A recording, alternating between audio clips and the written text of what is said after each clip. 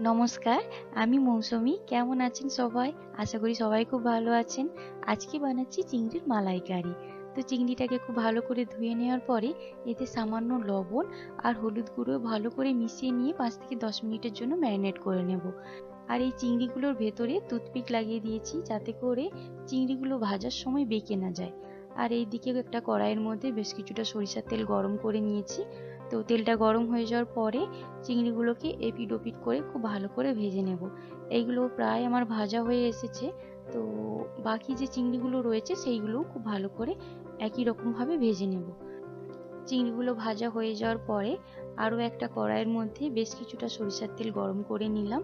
এর মধ্যে দিয়ে দিচ্ছি তেজপাতা, শুকনো লঙ্কা, কয়েকটা এলাচ, দারুচিনি আর কয়েকটা লবঙ্গ, আর দিয়ে দিলাম পেঁয়াজ বাটা। এবার এটাকে বেশ কিছুক্ষণ ভেজে নেব যাতে করে পেঁয়াজের কালারটাও চেঞ্জ হয়ে যায় আর পেঁয়াজের কাঁচা গন্ধটাও চলে যায়। তো এটা হয়ে যাওয়ার পরে এর মধ্যে দিয়ে দিলাম রসুন বাটা। এটাকেও বেশ কিছুক্ষণ ভেজে নেব যাতে করে রসুনের কাঁচা গন্ধটা চলে যায়।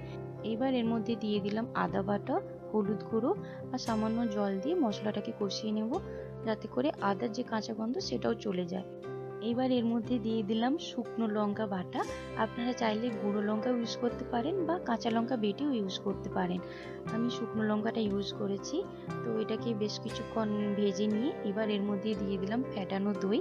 তো দইটাকেও বেশ কিছুক্ষণ কষিয়ে নিয়ে যখন তেল তেল ছেড়ে এসেছে তো সেই সময় দিয়ে দিলাম নারকেলের দুধ।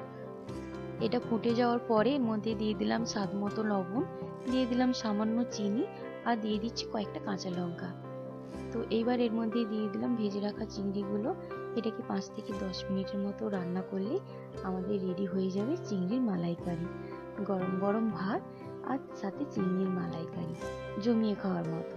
তো আজকে এখান পর্যন্তই। সবাই খুব ভালো থাকবেন, সুস্থ থাকবেন।